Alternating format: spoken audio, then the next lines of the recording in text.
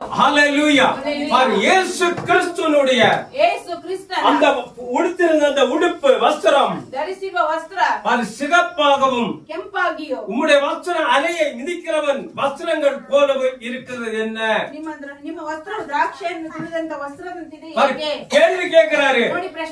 ஏன் அப்படின்னா இயேசு கிறிஸ்து உனக்காக ரத்தம் சிந்தினார். நீ அதை ஏற்றுக்கொள்ளலனா உன்னுடைய நிலைமை இதேதான். எப்படி அவருடைய சரீரத்து ரத்தம் வெளியே வந்ததோ இயேசு கிறிஸ்து ஏற்றுக்கொள்ளாதவர்கள் ரட்சிக்கப்பட்டு பரிசுத்தமாய் வாழாதவர்களுடைய நிலைமை இதேதான். ரத்தம் சிந்துறது இயேசு கிறிஸ்து அன்புள்ளவர் தான். அது அப்போ வரப்போகிற அன்புள்ளவர் அல்ல, போட்டு மிதிக்கிறவர். ஹalleluya. ஆண்டவரே இயேசு கிறிஸ்து முதல் வருகையில் வருகை குறிக்காமல் இயேசு நியாயம் தீர்ப்பார் என்ற வசனங்கள் ஆண்டவர் இயேசு கிறிஸ்து இரண்டாம் வருகையை குறிக்கிறார். ஃபர்ஸ்ட் வருகை அல்ல, வானத்தில் எக்கடம் தோன்றதல்ல, திரும்பி வரும்போதுதான் இது நடக்கும். அப்படின்னா ஒவ்வொரு மனுஷனை போட்டு மிதிக்கும் போது அந்த ரத்தம் தெரிக்கிறது, அவருடைய வஸ்திரம் ரத்தமாய் மாறும். நல்லா ஒண்ணு கவனிங்க.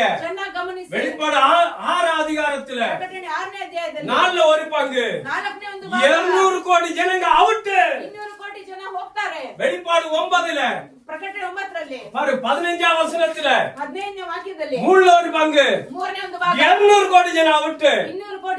இங்க பாருங்க, அர்மகதோன் யுத்தம். இந்த யுத்தத்துல மாகோக யுத்தம் முடிஞ்சிரும். திருப்பி 400 கோடி ஜனம் இருக்கிறாங்க. இந்த 400 கோடி ஜனல எத்தனை பேரு இயேசுவை ஏற்றுக்கொள்ளலையோ அத்தனை பேரையும் அவருடைய காலின் கீழே நசுக்கும் போது இந்த ரத்தம் ஆறாய் ஓடுமா? ஹalleluya. எச்சரிக்கையா இருங்க. தன் இதயத்தை இயேசுவுக்கு கொடுங்க.